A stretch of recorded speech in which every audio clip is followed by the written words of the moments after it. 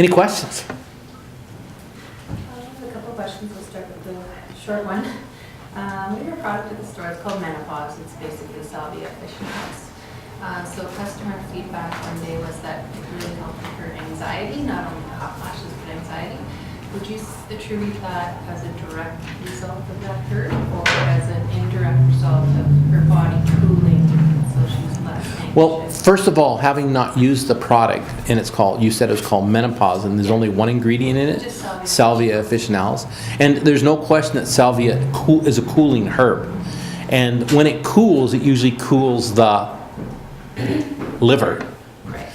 and which directly or indirectly affects the emotions quite a bit, especially anger, which sometimes anxiety is attributed to that as a low-grade anger. So there is a good possibility to be a secondary effect of that. But let's be realistic. Humans are kind of hardwired a little differently in that way. An awful lot of anything that changes them will often change the mood. And so you can't really necessarily, the only things that I can directly say that affect the moods are flower essences and somewhat homeopathics. Herbs will definitely affect the moods, but they'll affect different people in different ways. So will sometimes flower essences, but typically not. And it is kind of a secondary effect that they affect it, meaning in this case the salvia would affect the liver, which can affect the whole spectrum of various moods, because the liver is a fairly moody organ, as it were. Does that make sense? And so it would. So it's a really good point, because hot flashes are, even though an awful lot of people think they're hormonal, they really have more to do with how the liver overeats things and how the process of that. Does it really get back to the underlying phenomena of the hormone adjustment is another question. And I've never looked at that or addressed that, so I don't have a good answer to that. So it's a good short-term, long-term solution, but the most important thing is that it works for her. Excuse me? I have another question on when we're talking about urinary tract deficiency and excess. Mm-hmm. So deficiency means that there's increased urine output, and in excess, there's water retention, there's less urine output. In reading the explanations, I kind of understood how that was, but it sort of seems backwards. Is it because the deficiency is the liver, or the kidneys aren't doing their filtration? Yeah. Right, okay. Yeah. So they're just not doing their job. Right, so there's just more water coming out. Okay. A lady in my store has deposits of fat they just go in little lumps. Yeah. And she says her doctor says it's nothing to worry about, but didn't actually, have a look at them or anything. Do you know if that is that hormonal? Or? No, it's oil. So I'm going to repeat the question. It's a very common situation.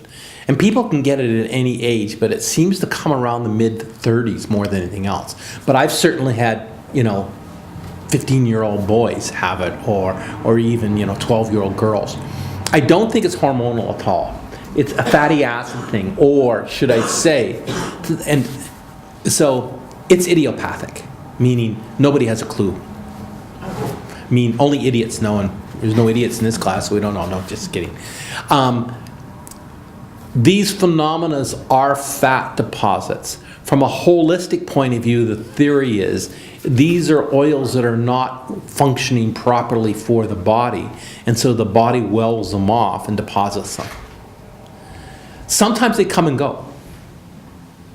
There's an old myth, if you take a Bible and hit them hard with it, they'll dissolve. Probably it really doesn't have to be a Bible. Probably a telephone book will work as well. But that's definitely a myth. Okay?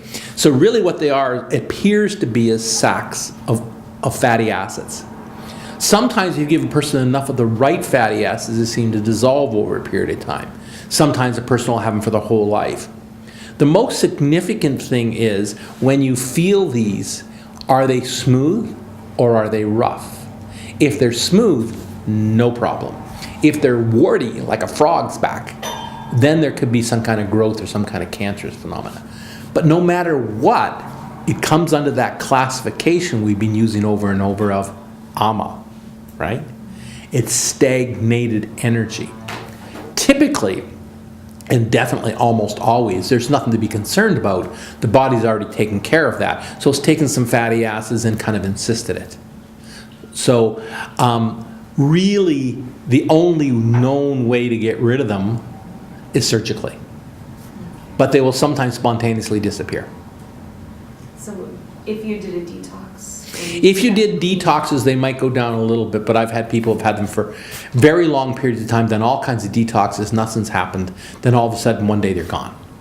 And so I'm saying they're idiopathically forming and idiopathically leaving sometimes. Certainly the oil metabolism, liver metabolism, you eating the right diet over a period of time, and some kinds of cleanses will get rid of it. I've had people who've done long fasts and haven't affected them, but I've definitely had people that have affected them. So I really don't have a great answer. The most important part of this whole thing is they do not seem to be causing any acute or other problem unless they typically are in an area where it's just irritating. Meaning it might be your bra line, or it might be your pants line or something like that, where it's just irritating to be there. They typically don't form in those areas. They typically form in the peripheral limbs. Sometimes people will get them in their ears too, but small ones. Zoe? I was wondering if you'd be able to do some sort of topical treatment with like an essential oil or something that would aid in breaking them up. To my knowledge at this point in time, there's nothing topical that would work. Again, it's that metabolic function, it's insisted. So really what you have to do is slowly break down the cyst, and that's probably what the Bible does. It just literally squishes it and goes whoosh, and it dissolves back into the system. So is that good or not? Yeah.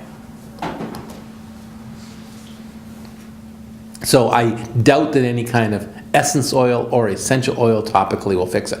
Now we will notice today when we're going through the skin thing that there are some essential fatty acids will treat certain areas, and we'll talk about that when we get there.